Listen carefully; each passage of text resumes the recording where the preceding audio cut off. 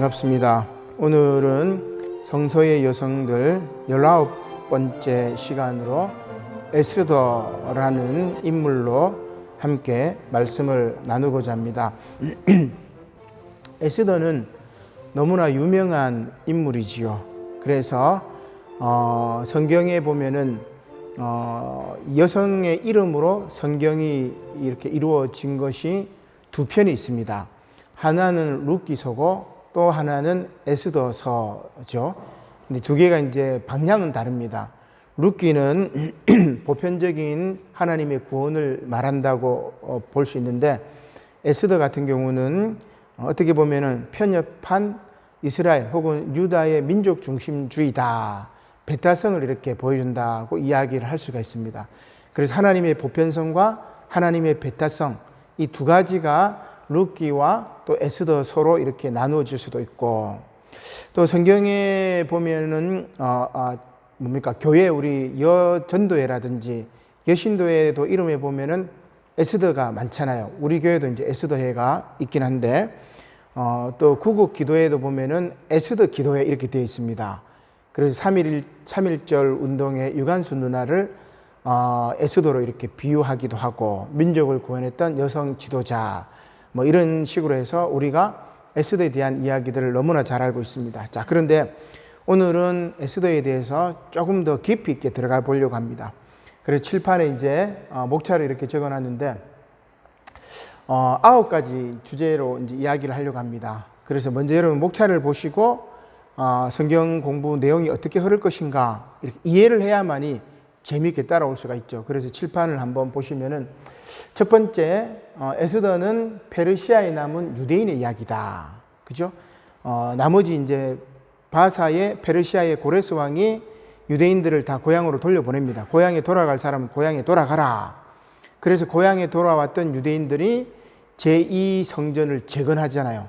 그게 이제 학계라든지 스가랴라든지 혹은 느헤미야라든지 에스라 선지자 이야기, 에스라 제사장의 이야기, 그 내용들이겠죠. 근데 페르시아에 남아있는 유대인들의 이야기가 바로 이 에스더서라고 할 수 있습니다.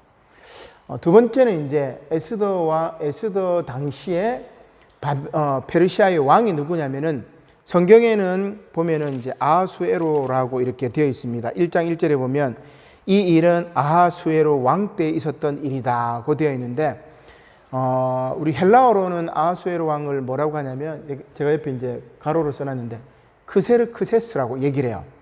이 왕은 우리가 본 적이 있을 겁니다. 300이라는 영화에 보면은 아주 거인으로 흑인 모습으로 머리를 빡 밀었던 거인 덩치, 그래서 나는 위대한 왕이다, 관대하다 뭐 이렇게 탁 하던 그건데, 아마 여러분들이 인터넷 검색해서 보시면 300 영화 이렇게 검색해서 보시면 크세르크세스 왕을 볼 수가 있어요.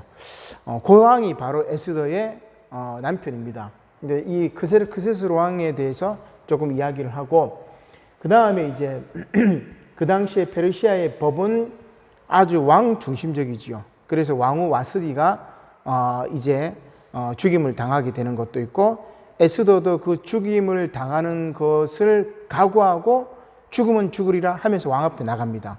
그러니까 왕의 법은 법의 시작은 뭐냐? 저는 이제 신뢰와 애정의 끝에서 법이 시작된다고 이렇게 보려고 합니다. 네 번째는 와스디의 불운이 에스더의 행운이냐? 대부분 우리 이렇게 생각해요. 그러나 저는 그렇게 생각하지 않습니다. 마지막 9번째 보면은 와스디의 용기와 에스더의 지혜가 결합이 되어야만이 성서의 여성들을 우리가 제대로 볼 수 있다. 그래서 와스디가 몰락해야 에스더가 왕비가 되니까, 와스디는 나쁘고 에스더는 좋고 이게 아니에요. 와스디도 나름대로 역할이 있습니다. 그 역할을 한번 찾아보고, 그 다음에 하만이 공권력을 통해 가지고 유다 민족을 말살하려고 하고 있죠. 그래서 공권력을 통한 민족 말살의 정책에 대해서 이제 모르드게하고, 그리고 에스더가 죽으면 죽으리라는 각오로 유대 민족을 구원하게 되는 이야기가 바로 에스더서라고 할 수 있습니다.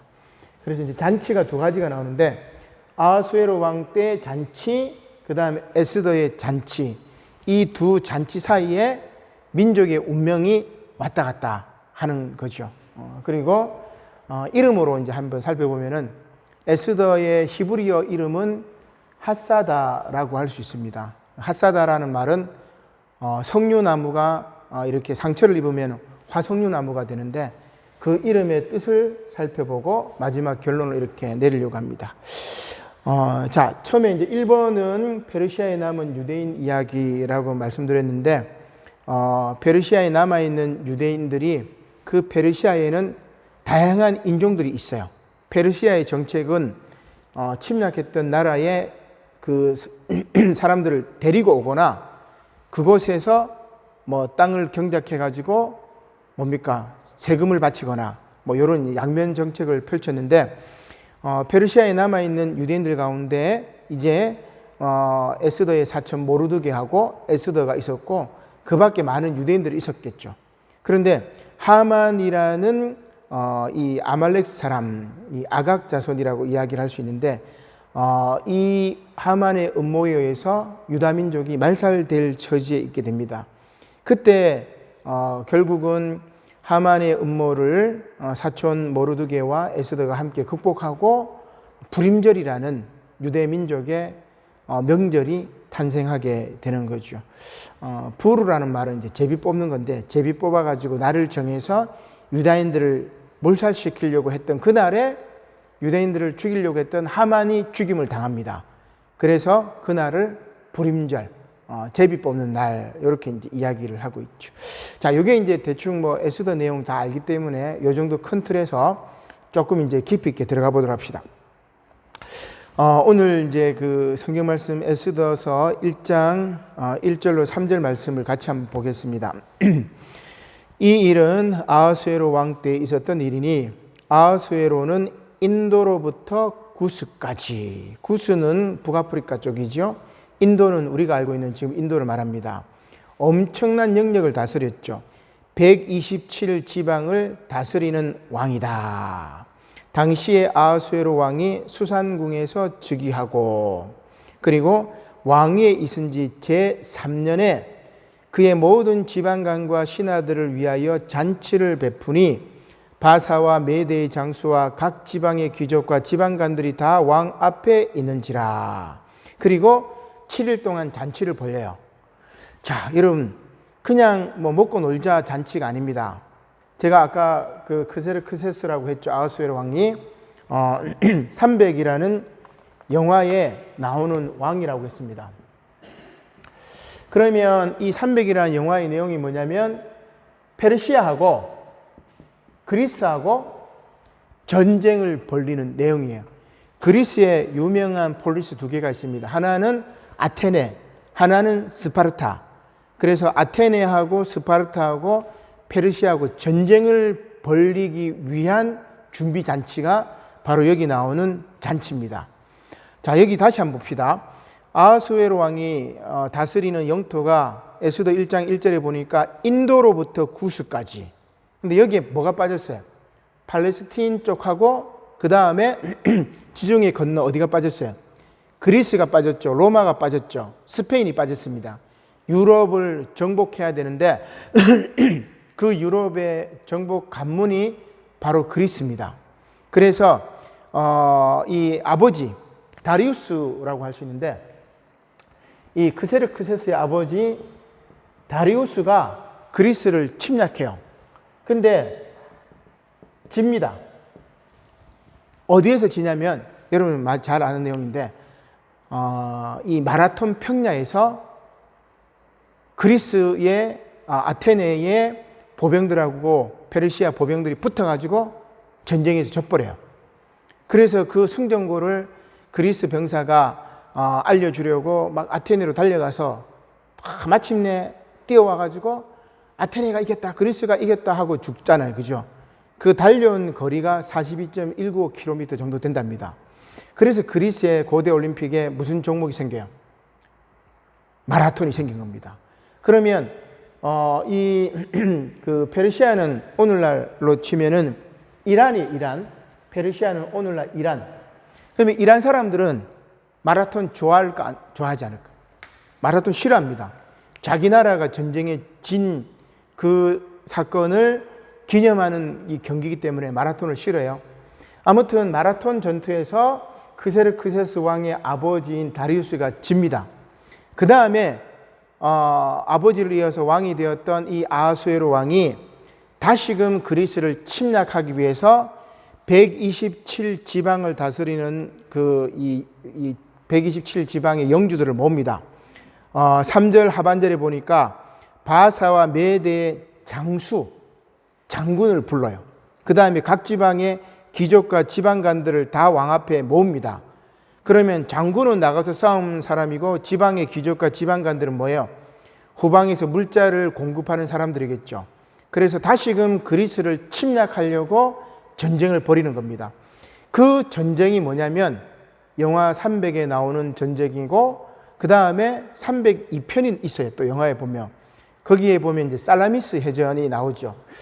그래서 이제 두 가지 전쟁이 있는데 아하수에로 왕이 그리스하고 벌리는 두 가지 전쟁이 있습니다. 하나는 스파르타의 레오니다스 왕하고 레오니다스를 따르는 스파르타의 300인 이 용사들하고 그 다음에 뭐 영화에는 이제 뭐 100만 대군이라고 페르시아 군대를 이야기하는데 뭐 그 정도 많지는 않습니다. 하여튼 기원전 480년경에 테르모필레 협곡에서 전쟁을 벌이죠. 아주 좁은 협곡이기 때문에 300의 이 스파르타 군인들이 페르시아 사람들을 다 이렇게 물리쳐요. 결국은 레오니다스 왕, 스파르타의 레오니다스 왕이 죽게 됩니다. 협곡을 뚫고 들어오긴 하죠. 그러나 이 전투에서 무슨 경우가 있었냐면 살라미스라고 살라미스 이거는 아테네 앞쪽의 해변인데 해안가인데 이 살라미스 해전에서 아테네가 페르시아를 무너뜨려요. 그게 이제 300 영화 2편의 내용이 그렇습니다. 근데 이제 제가 그 두 영화를 다 봤지만 조금 역사 왜곡도 있고 페르시아는 너무 막 미개하게 그리고 잔인하게 그리고 그 다음에 그리스 사람인 아테네 사람들하고 스파르타 사람들은 아주 고귀하게 그려요. 그게 뭐예요? 지난주 말씀드린 것처럼 백색 신화. 만약에 이 전쟁에서 페르시아가 이겼다면은 오늘날 민주주의는 정말 관대한 민주주의가 아닐까. 뭐 저는 이제 그렇게 생각해 보는데 그때 아테네하고 스파르타가 페르시아를 이긴 다음에 저끼리 또 남북이긴 하죠. 그러니까 저끼리 또 내전을 일으켜요. 그래서 아테네는 전염병 때문에 막 사람들 죽고 뭐 그러면서 나중에 알렉산더가 그리스를 점령해버리는 이제 그런 이제 역사인데, 이런 이제 고대 근동의 역사들이 여러분 알고 있으면 참 성경이 입체적으로 보입니다. 자, 아무튼 이 해전에서 페르시아가 아테네에게 지게 됩니다. 제가 이제 역사가 참 너무 재미있는데, 여기 살라미스 해전이 있는 것처럼 세계 4대 해전이 있습니다.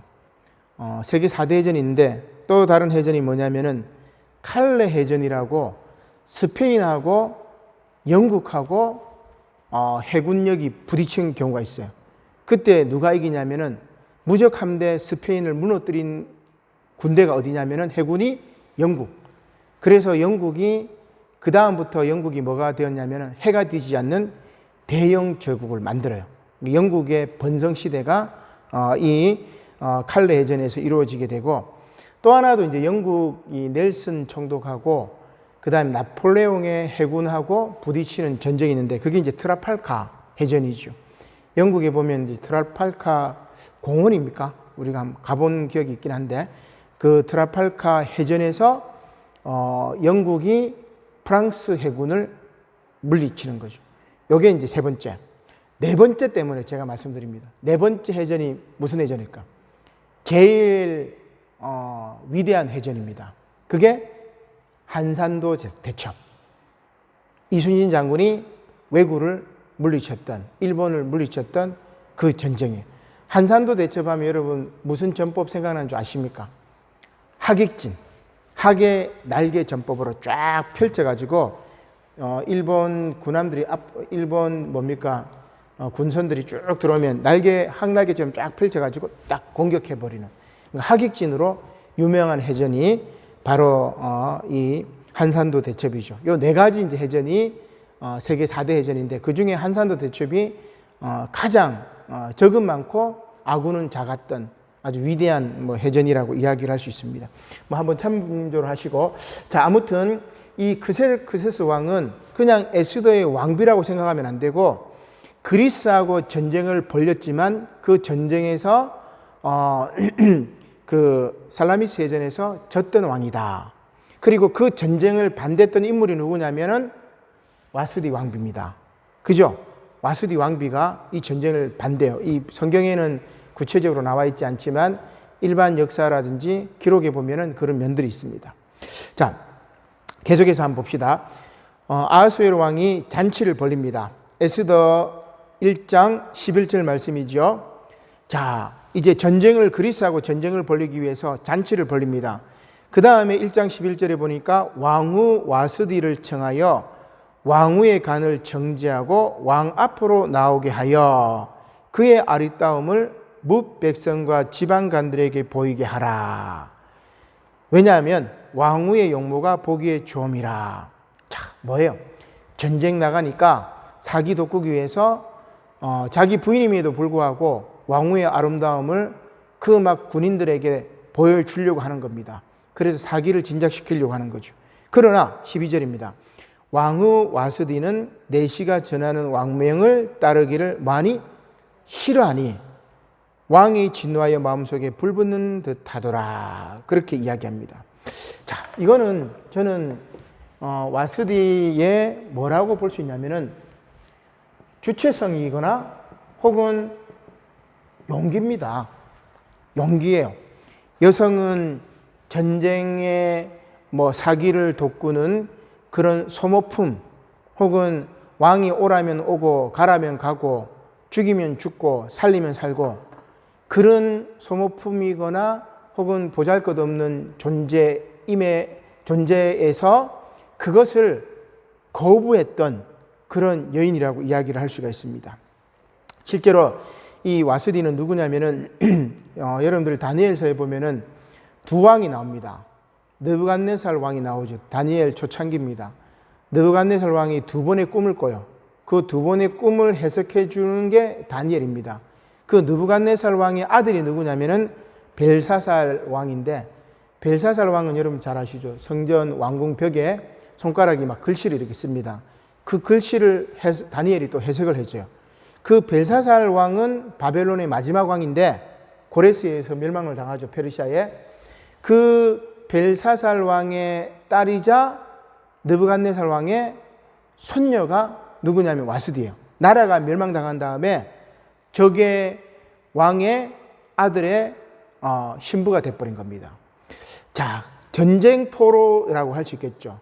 그 와스디 입장에서 보면은 이제 전쟁 나가려고 그리스하고 전쟁해가지고 대제국을 이렇게 건설하려고 하는 아하수에로 왕에 대해서 반대를 했던, 전쟁 반대했던 어떻게 보면 주체적 여성이고 남성의 어떻게 보면은 전유물로 남성들의 군인들의 사기를 진작하는 그런 소유물에 대한 거부기 때문에 와스디야말로 진정한 여성상이라고 볼 수가 있어요.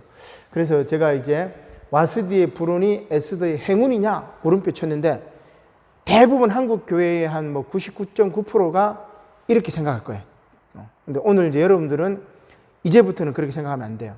와스디의 불운이 아니라 와스디는 주체적인 여성이었고 전쟁 반대를 외쳤던 여성인데 전쟁하고자 했던 왕과 그 참모들에 의해서 와스디가 폐위되게 되는 거죠.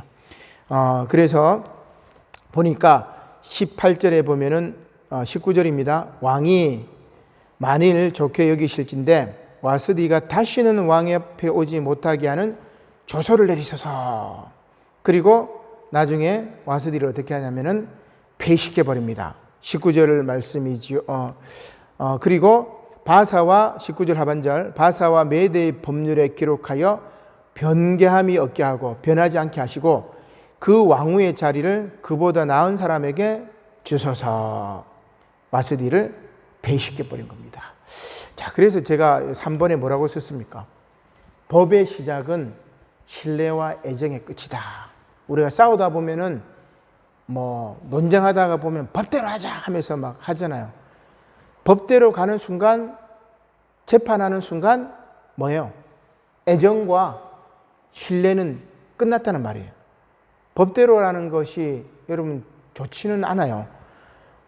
분쟁이 생기면 뭐 법대로 하자고 막 이렇게 고함 지르고 막 하는데, 신뢰가 끝난 순간 법이라는 얘기가 나옵니다. 애정이 끝난 순간 법이라는 게 나와요.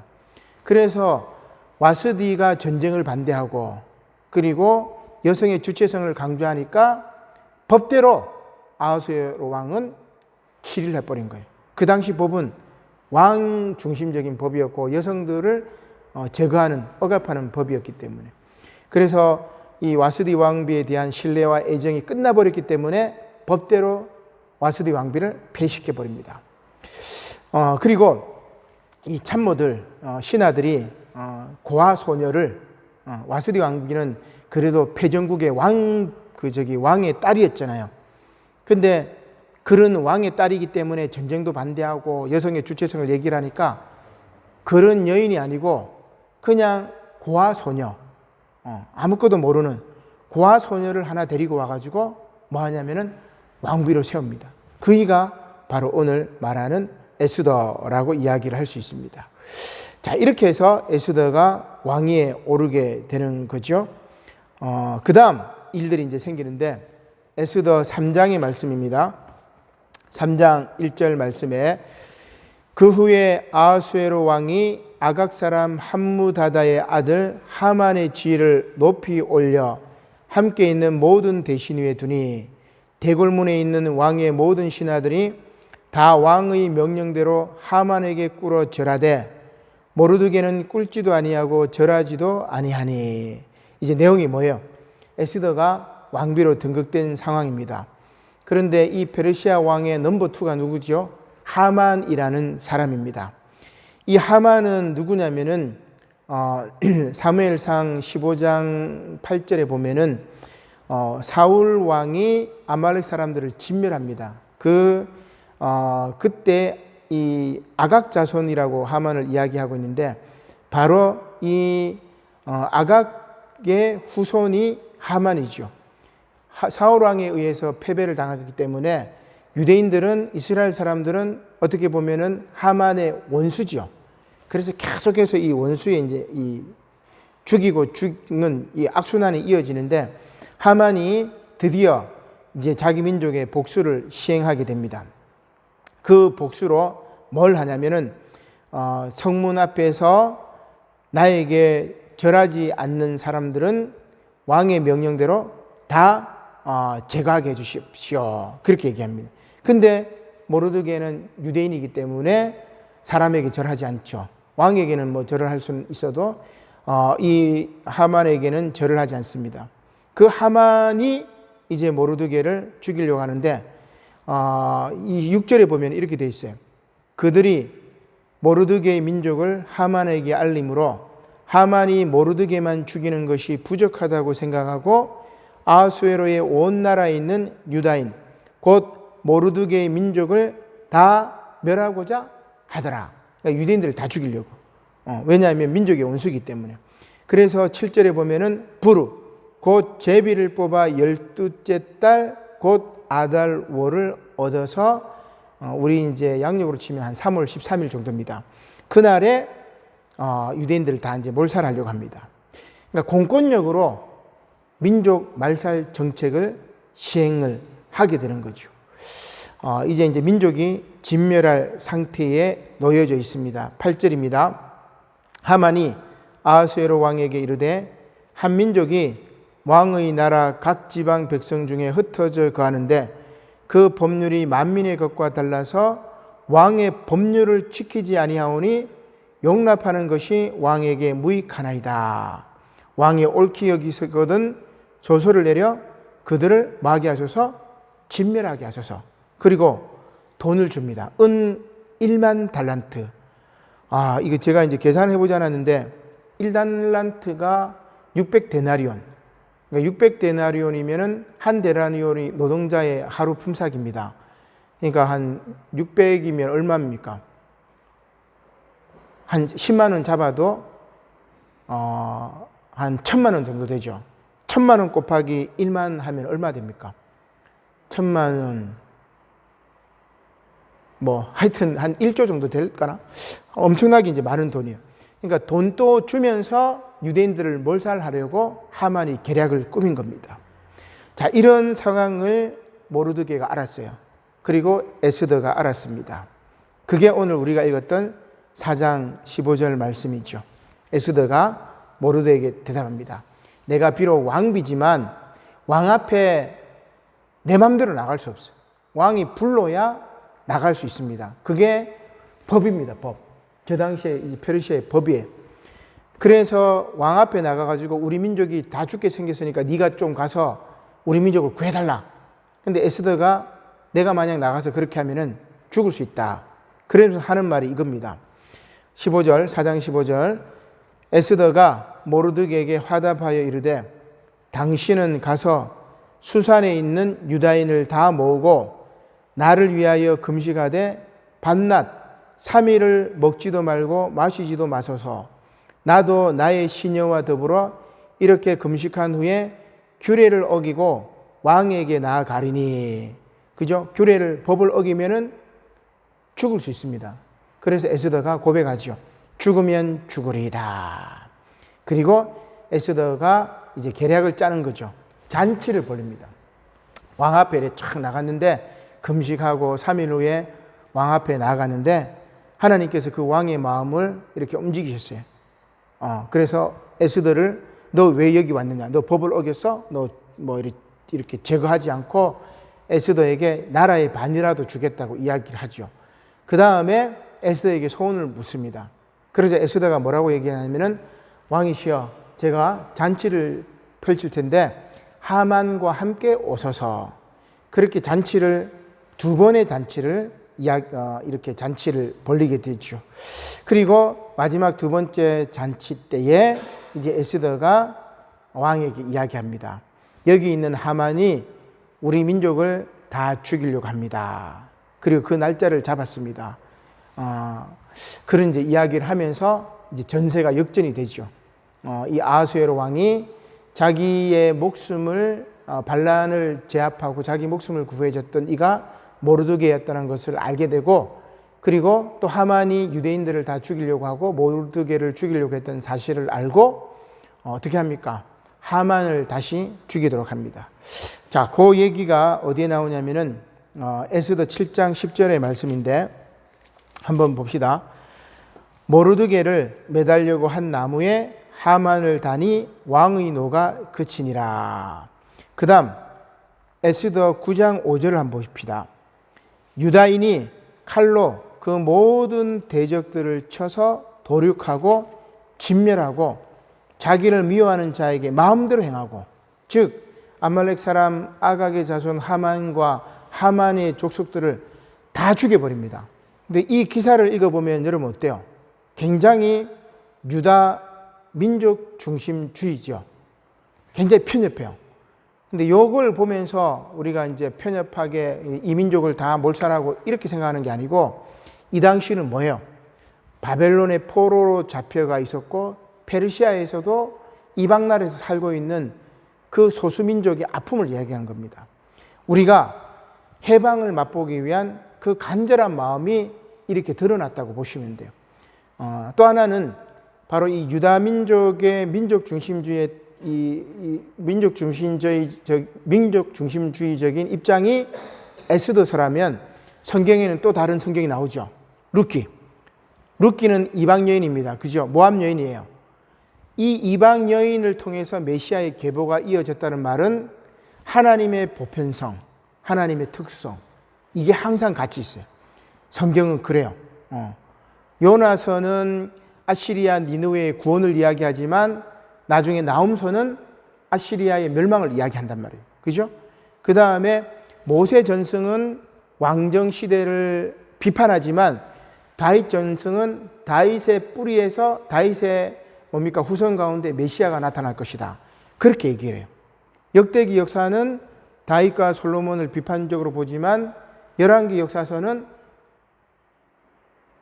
역대기 역사는 다윗과 솔로몬을 찬양하고 좋게 보지만 열왕기 역사 사무엘서에 나오는 거기에 보면은 다윗과 솔로몬을 아주 부정적으로 평가합니다. 그죠?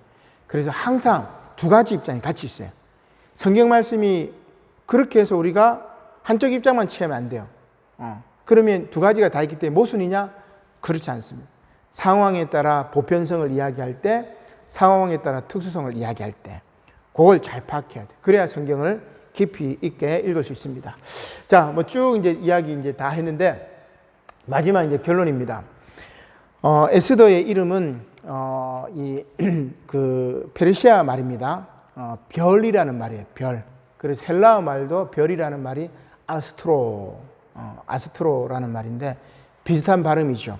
에스더, 아스트로 비슷한 말인데 이 에스더는 별이라는 뜻이고 히브리 말로는 에스더의 이름은 뭐냐면 하다사라는 말이에요. 근데 이 하다사라는 말의 뜻은 뭐냐면 석류나무가 아까 제가 처음에 이제 말씀드렸지만 석류나무가 상처를 입으면 화석류나무가 됩니다. 근데 이 화석류나무가 어디에 나오느냐 성경에 자, 요것만 한번 찾아봅시다. 스가랴 1장 8절입니다. 구약성서 1314쪽.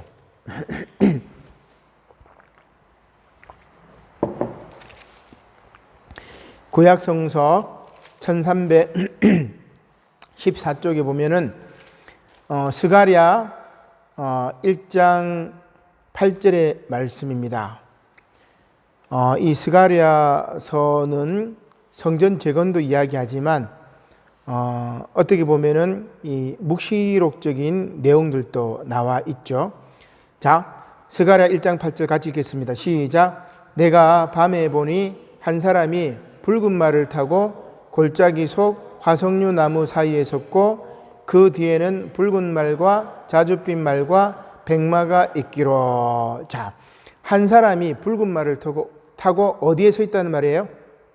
골짜기인데 골짜기 속에 뭐가 있어요? 화석류 나무의 사이에 딱 섰다는 말이에요. 자, 그 다음 10절에도 보면 화석류 나무에 선 자가 대답하여 이르되, 그리고 11절에 그들이 화석류 나무 사이에 선 여호와의 천사. 그러면 화석류 나무에 서 있다는 말은 여호와의 천사죠. 자, 조금만 더 봅시다. 천사가 천사에게 말하되 우리가 땅에 두루 다녀 보니 온 땅이 뭐하고 평안하고 조용하더이다. 그런 이야기를 합니다. 그 다음에 1장 17절입니다. 그가 다시 외쳐 이르되, 즉 화석류 나무에 선 자가 다시 외쳐 이르기를 만군의 여호와의 말씀에 나의 성읍들이 넘치도록 다시 뭐 할 것이라? 풍부할 것이라. 여호와가 다시 시온을 위로하며 다시 예루살렘을 택하리라. 무슨 말이에요? 화석류 나무의 선자가 누구란 말입니까? 이스라엘의 회복을 이야기하고 다시금 시온을 위로하고 다시금 그들에게 풍성함을 줄 것이고, 그 다음에 11절 하반절에 의하면 온 땅이 평안하고 조용한 평화의 세상을 만드는 누구란 말이에요? 메시아. 그죠? 화석류 나무에 선 이는 바로 메시아입니다. 자, 그러면 자, 에스더는 민족의 구원자이기도 하지만 여기 나와 있는 하닷사라는 이름을 통해서, 석류나무라는 이름을 통해서 에스더는 민족의 구원자를 넘어서 어떻게 보면 메시아를 예고했던 인물이라고 볼 수가 있습니다. 그죠? 그래서 우리가 다윗의 후손 가운데 메시아 이야기를 하지만 에스더 즉 하닷사를 통해서 메시아의 의미를 읽어낸다면 우리의 시야가 굉장히 넓어지겠죠. 자, 마지막 하나. 저는 이제 와스디의 용기하고 에스더의 지혜, 이 두 가지의 용기와 지혜가 민족을 구원하고 그리고 세상을 구원하는, 그리고 세상을 평안하고 조용하게 하고 부강하게 하고 풍부하게 하고 여호와의 위로가 다시 넘치는 세상을 만들 것이라고 보고 있습니다. 우리 동양에는 제갈공명의 지혜를 이야기하죠. 간우와 장비의 용기를 이야기합니다. 서양에서는 호메로스의 일리아드에 나오는 아킬레우스의 용기를 이야기하고 오디세이에 나오는 오디세우스의 지혜를 이야기하는데, 성경은 누구의 용기를 얘기해요? 와스디의 용기. 주체성을 가지고 전쟁을 반대하고 여성이 남성의 어떤 소유물이 아니라 주체성을 가진 여성이라는 이 와스디의 용기, 그리고 에스더의 지혜. 잔치를 2번을 통해 가지고 아하수에로 왕의 마음을 돌리고 마침내 유대민족을 멸살하려고 했던 하만의 계략을 물거품이 되게 만들었던 그런 에스더의 지혜. 이 용기와 지혜가 바로 세상을 구원할 것입니다.